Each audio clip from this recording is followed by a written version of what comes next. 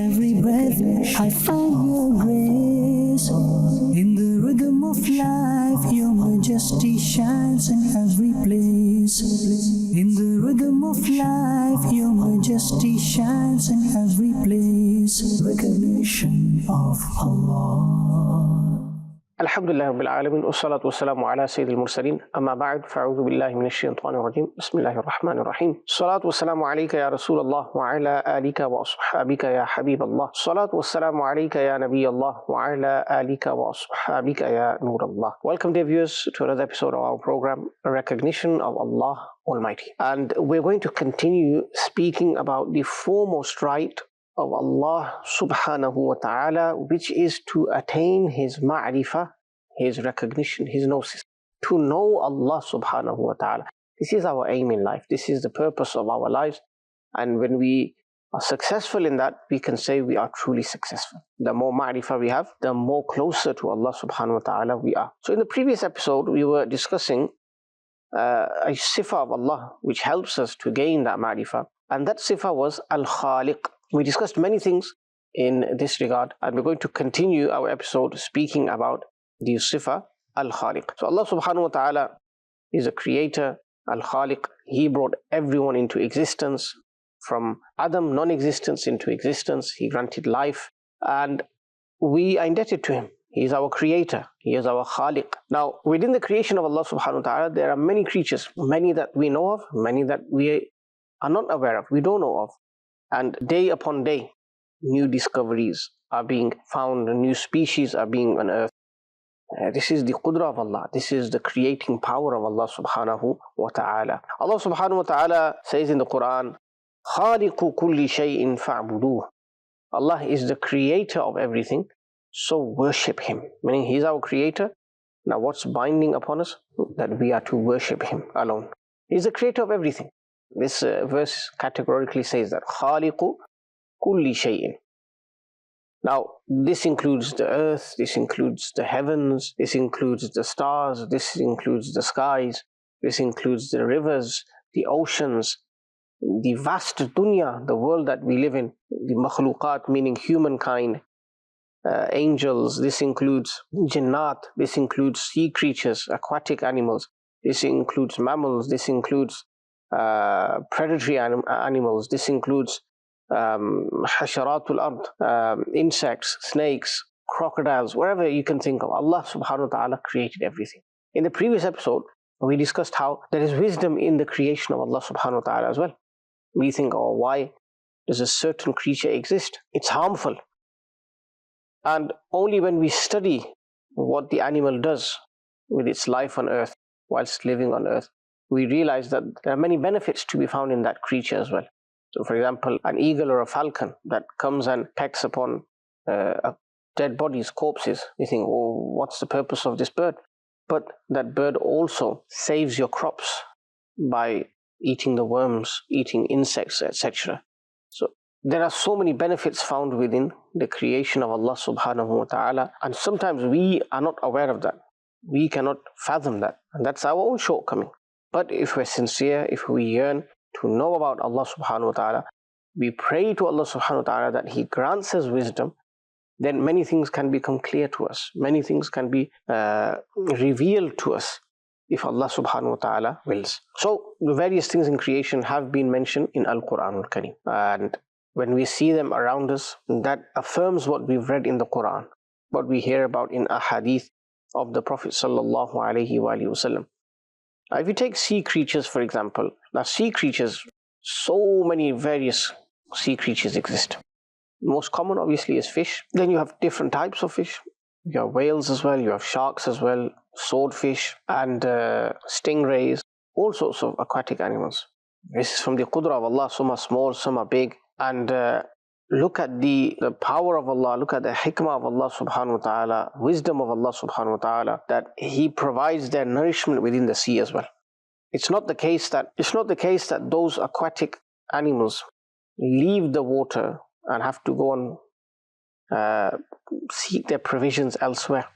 Within that very same water that they reside in, Allah subhanahu wa ta'ala has placed their sustenance as well. And in this regard, I'd like to mention a beautiful story which is found in the hadith of the Prophet sallallahu alaihi wasallam, and it speaks of a fish, a particular type of fish, but not your normal small ones from the family of fish, but a very unique fish. So once what happened, the Prophet sallallahu alaihi wasallam sent Sahaba on a mission, and there were 100 companions of the Prophet sallallahu alaihi wasallam in this mission, and they spent a lot of days there. They were near the seashore, and the days in which it was hoped that the mission would be complete, it did not complete. It wasn't successful in completing in that amount of time. So the Sahaba had to stay there for longer. The duration was prolonged. What happened? The provisions they had run out. Food ran out. And when food runs out, what happens? When you're not eating and drinking, you become weak. And this is exactly what happened with the Sahaba. They only had a few dates, and they were eating those dates, but they weren't getting their normal meals, their normal food. They were suffering from weakness. They were passing time in this state when Allah subhanahu wa ta'ala blessed them. Subhanallah, Allah ta'ala showered His mercy upon them. How so? The sea threw out a particular fish. We say fish, it might have been a whale or another sea animal from the fish family. And it wasn't small in size. It was actually massive. How big was it? The Sahaba radiallahu anhum ajma'in say, and in Sahih Muslim, the hadith is mentioned in detail as well. The Sahaba say that fish was the size of a mountain. Size of a mountain. What happened? The Sahaba radiallahu anhum ajma'in began eating that fish, the meat of that fish. And for as long as they stayed there, they survived on that as well. That was their food, that was their nourishment, and that sufficed them as well. Now, after they had completed their mission and they were about to return, did that fish run out? Did they completely consume it and eat it? No. It's mentioned that a massive part of it was still there, was still present. And the bones of that fish, they were so big, they were so large, that the Sahaba radiallahu anhum ajma'in erected them, made them stand upright. And the two bones that were connected, they formed like an arch. Now the Sahaba who had camels with them, the largest camel, the tallest camel, when it went under that arch, which is made up of what? The bones of the fish. So when the tallest camel of the Sahaba radiallahu anhum ajma'in was brought, and a Sahabi sat upon that camel, meaning mounted that camel, and passed through that arch, which was made of the bones of that big fish, that whale, Allahu Akbar, they easily passed through it. You can imagine. Tall camel passing through the bones of that whale, that fish, which had been used as an arch. That's how tall those bones were. So you can imagine, based on that, how big this whale was, this fish was. Allah subhanahu wa ta'ala had blessed the Sahaba radiallahu anhum ajma'in with. And it's also mentioned that it was so big that where the eye of that whale was, the Sahaba took the oil from that eye, they rubbed it on their bodies, and this strengthened their bodies. They ate the meat of that fish, obviously, which provided nourishment, and they would suffice with that. That would be their meal throughout the day and night. This was a blessing from Allah, of course. This was a big blessing upon the Sahaba radiallahu anhum ajma'in. And why are we mentioning it here for? What's the connection? Allah subhanahu wa ta'ala has created makhluqat which vary in sizes. You just heard from this example, this hadith, which is found in Sahih Muslim, that large aquatic animals exist. Even today as well.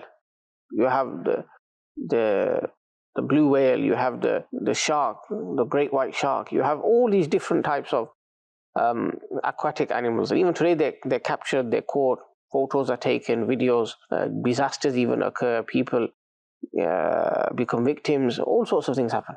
But that's a different discussion altogether. The main point is that Allah subhanahu wa ta'ala has made everything. Allah subhanahu wa ta'ala has provided the sea creatures with their nourishment and with their provisions, their sustenance within the sea. This is the creating power of Allah subhanahu wa ta'ala. Now another example, in Sahih Bukhari, the Prophet sallallahu alaihi wasallam mentioned the size of Jibreel alayhi salam, the archangel, the leader of all angels alayhi salam. The Prophet sallallahu alaihi wasallam said that I desire to see him, meaning his actual form. Because remember, we'll discuss ahead, he would come to the Prophet ﷺ in different forms. But the Prophet ﷺ said, I want to see your actual form. When he would come to the Prophet ﷺ, he'd come in the form of a human, often resembling Sayyiduna Dihya Kalbi radiallahu ta'ala, a Sahabi of the Prophet ﷺ. Sometimes he'd come in the form of a musafir, a traveler, an unknown person. And sometimes he would come in an invisible form, such that only the Prophet ﷺ was able to see him and perceive his presence, nobody else. Meaning the Sahaba would not be able to see him. So he would come in different forms, various forms, and the Prophet ﷺ wanted to see him in his actual form, not human form. Because even the Quran tells us that when Jibreel alayhi salam would came to Sayyidatuna Maryam radiallahu ta'ala anha, when she was given glad tidings that she would give birth, what does the Quran say? فَتَمَثَّلَ لَهَا بَشَرًا سَوِيًّا, that he came to her in a form that he resembled a human being, a perfect, complete human being. And then he said, قَالَ إِنَّمَا أَنَا رَسُولُ رَبِّكَ لِأَهَبَ لَكِ غُلَامًا زَكِيًّا. I've come as a messenger from your Lord. I am a messenger of your Lord, of your Rabb, so that I may grant you a pious child. And Sayyidatuna Maryam radiallahu anha in reply, she said, how is this possible when no man has ever touched me? I'm not married. She was unmarried, of course. Now, one discussion here is Sayyidina Jibreel alayhi salam saying to Sayyidatuna Maryam radiallahu anha that I will grant you a pious child. What is proven from here is if the creation of Allah subhanahu wa ta'ala attributes the giving of a child through themselves, like Jibreel alayhi salam did, then this is not incorrect. Why? Because most certainly the belief is that through the bestowal of Allah, through the power of Allah, through the permission of Allah subhanahu wa ta'ala, not independently. Now here Jibreel alayhi salam could have said, so that Allah grants you a pious child. But he said, li ahaba, so that I may grant you a pious child. And today if someone says, the Prophet sallallahu alayhi wasallam was generous towards me, he granted me this, or he granted me that, I requested in his court. Obviously his belief is that I'm doing istighatha, I'm calling out to Rasulullah sallallahu alayhi wasallam with this belief in mind, with this certainty that he is the beloved of Allah. And if I ask him, Allah will grant him and he will bestow upon me. And there's a hadith anyway, إِنَّمَا أَنَا قَاسِمُ وَاللَّهُ يُعْطِي. The Prophet ﷺ said that I'm the distributor and Allah is the one who bestows. Allah is the bestower. So anyhow, Jibreel alayhi salam came to Sayyidatuna Maryam radiallahu anha, and just with one blow, miraculously, Allahu Akbar Kabira, she was expecting with Sayyiduna Isa ala nabina alayhi salatu wasalam. So this was an answer to her question as well. He said to her that, look, you're saying that no man has touched you, you're not married, but Allah has decided this, that if He wants, He can grant a child to anyone without the intervention of a man. If you reflect upon Sayyiduna Adam alayhi salam, Abul Bashar, he was created without a mother and father. Sayyidatuna Hawa radiyallahu ta'ala anha, his honorable wife, she was created without a mother and father. She was created from the rib of Sayyiduna Adam alayhi salam. So this is the power of Allah, the creating power of Allah subhanahu wa ta'ala. So Jibreel alayhi salam came in the form of a man, physical form, in the form of a human being, to the court of the Prophet sallallahu alaihi wasallam, to the court of Sayyidatuna Maryam radiallahu anha, as you heard. And it would often come in the form of Sayyiduna Dihya Kalbi radiallahu ta'ala an, a Sahabi of the Prophet sallallahu alaihi wasallam, a handsome Sahabi. He would come in his form to the court of the Prophet alaihi wasallam. And you also heard that he would come in the form of an invisible person, meaning only the Prophet sallallahu alaihi wasallam could see him, not the Sahaba. But the Prophet alaihi salatu wasallam knew that his asal, his original form was different to the one he comes in. So that's why the Prophet alaihi salam, he said, I want to see your actual form. So Jibreel alayhi salam opened his two wings. And we know the angels have wings as well. The Quran tells us, جَاعِلِ الْمَلَائِكَةِ رُسُلًا أُولِي أَجْنِحَةٍ مَثْنَى وَثُلَاثَ وَرُبَاعَ. Allah Ta'ala is the one who made the angels into messengers. And they possess 2 wings, 3 wings, 4 wings, and even more than that as well. It's the will of Allah. He decides. Now when Jibreel alayhi salam opened his 2 wings, and how big were those 2 wings? The hadith tells us that when he opened those 2 wings, the entire area from the east to the west, the entire horizons, they had become encompassed and enveloped by the wings of Sayyiduna Jibreel ala nabina alayhi salatu wassalam. Allahu Akbar. And how many wings does he have in total? It's mentioned. Our beloved sallallahu alayhi wasallam said that Jibreel alayhi salam has 600 wings. And this was just a description of 2 wings that he opened, and it covered the entire horizons, the entire skies from east to west. Subhanallah, subhanallah. Allah Ta'ala made the angels from Noor, and He made them so big that humankind cannot even comprehend how big the angels are. Meaning, based on this hadith alone, if that's the size of 2 wings of Jibreel alayhi salam, imagine the 600 wings of Sayyidina Jibreel alayhi salam. Allahu Akbar. The Quran tells us, وَمَا يَعْلَمُ جُنُودَ رَبِّكَ إِلَّا هُ. And nobody knows the armies of your Lord except He, meaning except Allah subhanahu wa ta'ala. How many different creatures does Allah subhanahu wa ta'ala have in creation? How many did He create? Allah knows best. As I mentioned before, these are things being discovered on a daily basis. Will we ever get to the peak of that knowledge? No. Allah subhanahu wa ta'ala said in the Quran, وَيَخْلُقُ مَا لَا تَعْلَمُونَ, and He created things that you don't even know of. Now, as for the angels, their ta'adad, their figure, is unknown. And they're way more than, thousands and thousands of times more than the population of humankind. And regarding angels, it's our belief that there are categories amongst the angels. One group of angels is called the Hamilini Arsh. They pick up the Arsh, hold the Arsh of Allah subhanahu wa ta'ala. Now, what does it mean by holding up the Arsh of Allah? What does it actually mean, the real meaning? We don't know. The scholars of Islam said we can't get to the bottom of that. So we have Iman upon this, that they are the carriers of the Arsh. How they do that, what it entails, Allah knows best. Now, what's the kayfiyah, modality, how is this? Allah knows best. And our intellects fall short in understanding it fully. Now, there are a few narrations regarding the Hamilin Arsh. One narration says that there are 8 of them, and one narration says there are 4 specified angels to carry the Arsh.